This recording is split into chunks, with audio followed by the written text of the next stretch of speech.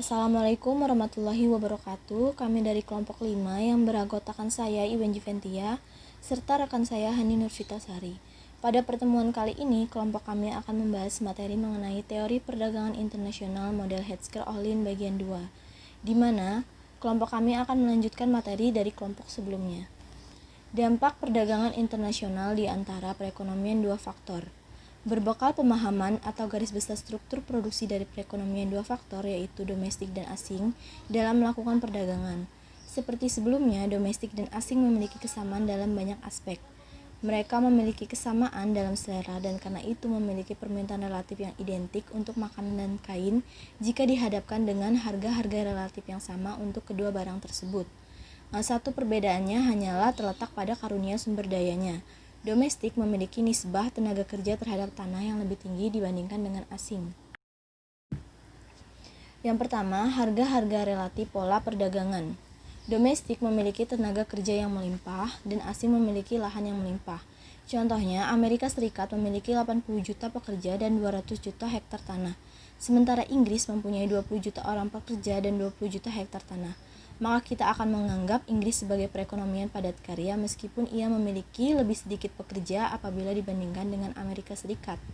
Kelimpahan di sini selalu ditafsirkan dalam pengertian relatif, yaitu dengan membandingkan nisbah tenaga kerja terhadap tanah di kedua negara, sehingga tak satu negara pun memiliki kelimpahan di segala bidang. Karena kain merupakan barang padat karya, maka batas kemungkinan produksi domestik relatif terhadap asing lebih condong ke arah kain dibandingkan dengan makanan. Mengingat hubungan perdagangan menyebabkan harga relatif di kedua negara menjadi sama, salah satu yang akan menjadi sama adalah harga relatif pakaian terhadap makanan. Namun karena negara-negara senantiasa berbeda dalam sumber dayanya, maka domestik akan memiliki penawaran relatif dalam pakaian yang lebih banyak. Itulah sebabnya penawaran relatif domestik terletak di sebelah kanan penawaran relatif asing. Perdagangan mengakibatkan konvergensi harga-harga relatif. Gambar di samping merupakan peraga dari kurva penawaran relatif perekonomian domestik dan kurva penawaran asing.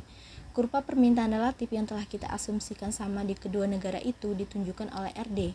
Tanpa adanya perdagangan internasional, kondisi keseimbangan perekonomian domestik berada di titik 1, yaitu di mana penawaran relatif RS memotong kurva permintaan relatif RD. Dalam situasi ini, kondisi keseimbangan perekonomian asing akan berada pada titik 3. Namun, dengan mulai terselenggaranya hubungan-hubungan perdagangan internasional, maka titik-titik harga relatif akan segera berada di antara harga sebelumnya adanya perdagangan, yang ini katakanlah pada titik 2. Seandainya kedua negara tersebut menjalin hubungan perdagangan, maka harga-harga relatif lambat laun akan menjadi sama. Pada perekonomian domestik, kenaikan harga relatif kain tadi akan menyebabkan terjadinya kenaikan tingkat produksi kain dan penurunan tingkat konsumsi relatif, sehingga domestik segera menjadi negara pengekspor kain dan pengimpor makanan. Sebaliknya, penurunan harga relatif kain tersebut menyebabkan asing menjadi negara pengimpor kain dan pengekspor makanan. Negara-negara cenderung mengekspor jenis-jenis barang yang proses produksinya banyak menggunakan faktor-faktor produksi yang dimilikinya secara melimpah. Lalu yang kedua, ada perdagangan dan distribusi pendapatan. Perdagangan cenderung mendorong terjadinya proses penyamaan harga-harga relatif. Selanjutnya, harga-harga relatif tersebut akan menimbulkan dampak-dampak yang kuat terhadap pendapatan relatif dari para tenaga kerja maupun pemilik tanah. Kenaikan harga kain menyebabkan peningkatan daya beli tenaga kerja bila diukur atas dasar satuan nilai kedua barang, namun dalam waktu bersamaan menurunkan daya beli pemilik tanah yang diukur dalam satuan nilai kedua barang yang sama. Demikian pula sebaliknya bila yang terjadi adalah kenaikan harga makanan. Oleh sebab itu, hubungan perdagangan internasional memiliki dampak yang sangat kuat terhadap pola distribusi pendapatan. Pada perekonomian domestik, dampak yang sangat kuat terhadap di mana harga relatif kain mengalami peningkatan. Kelompok masyarakat yang pendapatannya berasal dari upah atau gaji akan memperoleh keuntungan dari perdagangan. Akan tetapi, kelompok lain yang pendapatannya berasal dari sewa tanah akan menderita kerugian. Sementara itu, dalam perekonomian asing, di mana harga relatif kain tengah menurun, yang terjadi adalah kebalikannya. Para pekerja mengalami kerugian dan pemilik tanah mengalami keuntungan. Dampak-dampak tersebut tidak menyakitkan atau merugikan bagi perekonomian yang bersangkutan atau tepatnya kelompok-kelompok tertentu yang mengalami kerugian akibat dari adanya perdagangan internasional tersebut. Namun sebaliknya, dampak yang diakibatkan oleh berlangsungnya hubungan-hubungan perdagangan terhadap pola distribusi pendapatan di antara para pemilik tanah, pekerja, dan pemilik modal cenderung bersih permanen. Lalu yang ketiga ada penyamaan harga faktor-faktor produksi. Tanpa adanya perdagangan, kalangan tenaga kerja di Indonesia akan memperoleh pendapatan lebih sedikit dibandingkan dengan tenaga kerja asing. Dan juga tenaga kerja yang jumlahnya begitu melimpah di domestik akan menghadapi harga relatif kain yang lebih rendah dibandingkan dengan para tuan tanah yang melimpah di asing. Dan perbedaan harga relatif barang-barang ini akan menyebabkan perbedaan yang lebih besar dalam harga relatif faktor. Jika domestik dan asing berdagang, harga relatif barang cenderung menjadi sama. Penyamaan ini selanjutnya akan menyebabkan proses penyamaan harga-harga relatif dari tanah tenaga kerja. Karena itu, kekuatan perdagangan yang berikutnya adalah kekuatan menuju ke arah penyamaan harga-harga faktor. Namun seberapa jauh kecenderungan ini bisa berlangsung, yakni bahwa model ini kecenderungan tersebut akan terjadi secara terus-menerus. Perdagangan internasional senantiasa menyebabkan terjadinya penyamaan harga-harga faktor. Selanjutnya akan dilanjutkan oleh rekan saya. Baik, saya Hani Nur Vitasari. Saya akan melanjutkan materi yang telah dijelaskan teman saya tadi mengenai penyamaan harga faktor-faktor produksi. Di sini saya langsung ke bagian tabel 4.1 perbandingan tingkat upah internasional. Nah, di dalam tabel itu ternyata dalam dunia nyata itu harga-harga faktor tidaklah sama atau bahkan tidak pernah sama. Misalnya, tingkat upah ternyata sangat bervariasi dari satu ke negara, apalagi antara upah di negara berkembang dan di negara maju.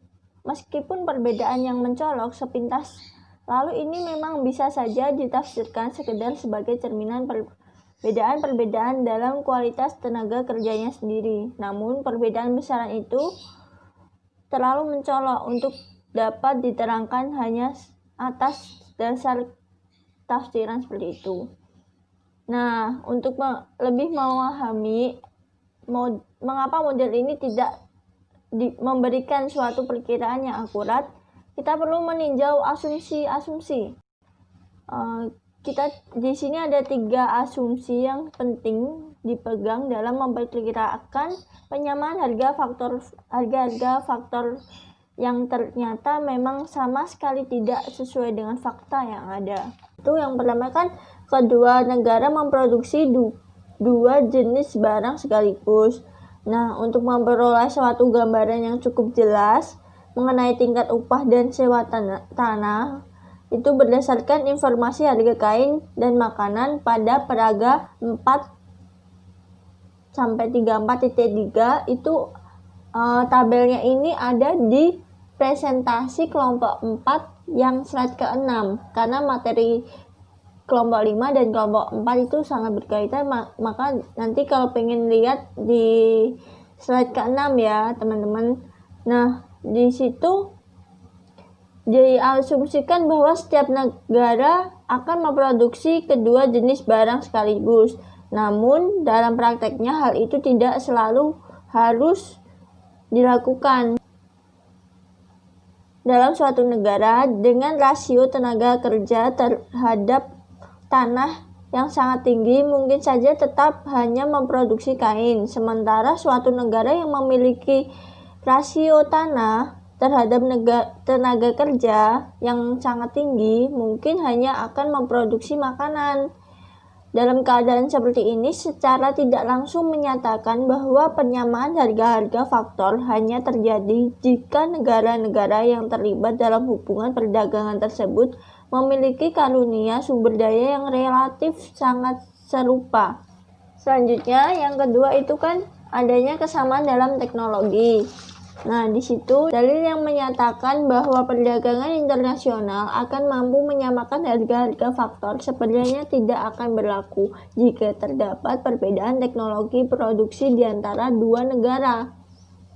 Misalnya, suatu negara dengan teknologi yang jauh lebih unggul tentunya bisa saja menghadapi tingkat upah dan sewa tanah yang lebih tinggi apabila dibandingkan dengan negara yang teknologinya rendah. Yang ketiga itu kan hubungan perdagangan benar-benar menyamakan harga barang di kedua negara. Dalil yang menyatakan bahwa penyamaan sepenuhnya dalam harga-harga faktor bergantung pada penyamaan dalam harga-harga barang ternyata juga tidak selamanya berlaku. Di dalam dunia nyata, hubungan perdagangan internasional ternyata tidak sepenuhnya mengakibatkan harga-harga barang menjadi sama.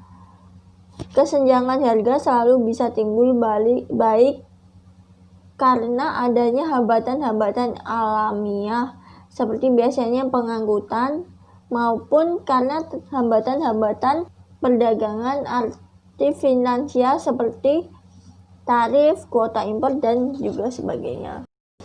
Baik, selanjutnya adalah studi kasus perdagangan utara, selatan, dan ketimpangan pendapatan.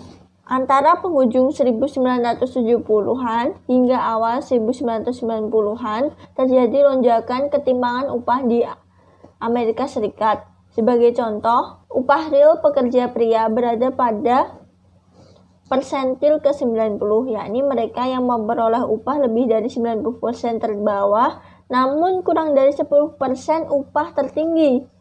Naik 15% antara 1970 sampai dengan 1989. Sedangkan pekerja yang berada pada persentil ke-10 justru mengalami penurunan upah hingga 25% dalam kurun waktu yang sama. Menajamnya ketimpangan upah di Amerika Serikat itu jelas memperburuk masalah sosial di negara ini. Penurunan upah di kalangan pekerja yang upahnya sudah paling rendah menyulitkan keluarga-keluarga mereka keluar dari kungkungan kemiskinan. Jika ini terus berlanjut dan kalangan berupa tinggi justru terus memperoleh kenaikan upah, maka ancaman masalah sosial dan politik yang hebat pun segera membayangkan. Mengapa ketimpangan upah itu menajam? Ya karena banyak pengamat mengaitkan dengan pesatnya pertumbuhan perdagangan dunia yang dialami Amerika Serikat, khususnya peningkatan ekspor barang manufaktur dari negara-negara industri baru atau NIES seperti Korea Selatan dan RRC. Sampai pada tahun 1970-an, perdagangan antara kelompok negara maju dan negara berkembang biasa disebut perdagangan utara-selatan karena kebanyakan negara maju berada di belahan bumi utara, bagaikan memiliki pola baku. Negara maju menjual produk manufaktur sedangkan negara berkembang memasok bahan-bahan mentah dan produk petani seperti minyak dan biji kopi. Namun sejak 1970 hingga sekarang, para pemasok bahan mentah pun juga mulai mengekspor produk manufaktur ke negara-negara maju, termasuk Amerika Serikat.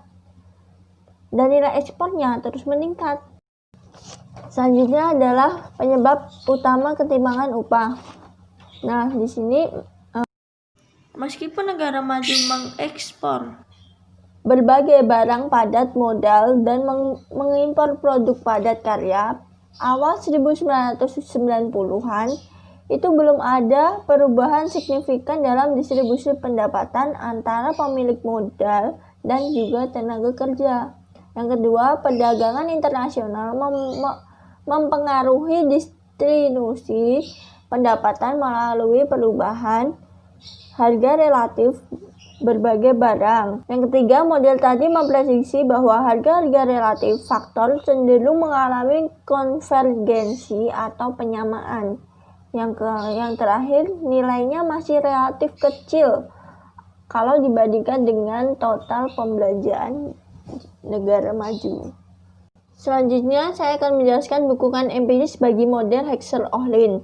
Yang pertama ada pengujian atas model Heckscher-Ohlin. Di sini menggunakan atas dasar data-data Amerika Serikat.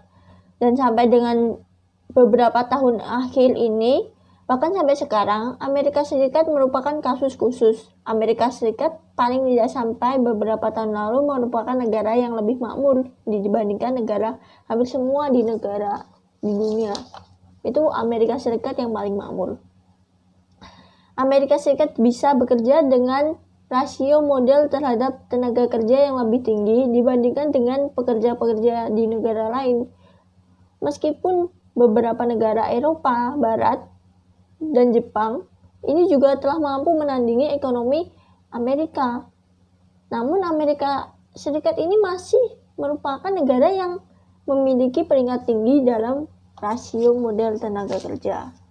Dan atas dasar itulah, sesuai dengan model yang baru, wajar saja kalau kita memperkirakan bahwa Amerika Serikat merupakan pengekspor barang-barang yang padat modal dan pengimpor barang-barang padat karya. Dalam suatu penelitian pada tahun 1953 oleh ekonom Wasil Leontief, peraih hadiah Nobel bidang ekonomi tahun 1973, menemukan bahwa Amerika Serikat itu ternyata banyak sekali mengekspor barang-barang yang justru kurang padat modal kalau dibandingkan dengan barang-barang yang diimpornya. Hasil temuan ini yang tetap berlaku selama bertahun-tahun dikenal sebagai paradoks Leontief. Yang kedua ada pengujian atas dasar data global. Dalam pengujian atas dasar ini hasil penelitiannya pada dasarnya memperkuat paradoks Leontief pada tingkat yang lebih luas. Perdagangan tidak semata-mata berlangsung dengan arah yang diperkirakan oleh teori Heckscher-Ohlin.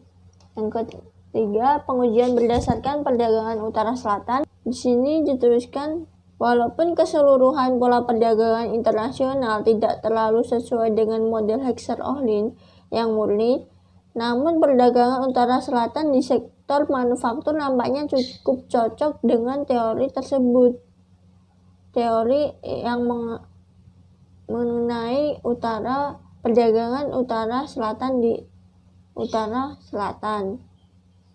Nah, saya mau menyampaikan bahwa di buku Kragman ini sebenarnya tidak terlalu dijelaskan pengertian apa pengujian atas ini, model Heckscher-Ohlin atau pengujian itu tidak terlalu dijelaskan, kayak dijelaskannya cuma contohnya doang gitu. Dan saya pun juga masih sedikit agak bingung. Selanjutnya ini implikasi hasil pengujian dalam model perdagangan Heckscher-Ohlin yang telah lama menduduki posisi sentral dalam khasanah teori perdagangan internasional. Karena teori ini memungkinkan untuk membahas masalah distribusi pendapatan dan pola perdagangan secara serentak, ternyata gagal menyajikan prediksi yang handal. Kesimpulannya adalah setiap negara cenderung mengekspor barang yang menggunakan faktor-faktor yang dimiliki secara melimpah. Kedua, perubahan harga-harga relatif barang menimbulkan dampak yang sangat kuat terhadap pendapatan relatif setiap pemilik sumber daya. Yang terakhir, menurut bukti-bukti empiris, teknologilah yang memegang peranan. Walau begitu, model Heckscher-Ohlin ini tetap berguna untuk memahami dampak perdagangan terhadap distribusi pendapatan. Demikianlah presentasi dari kelompok 5. Kurang lebihnya mohon maaf dan juga mohon dipahami juga. Terima kasih. Wassalamualaikum warahmatullahi wabarakatuh.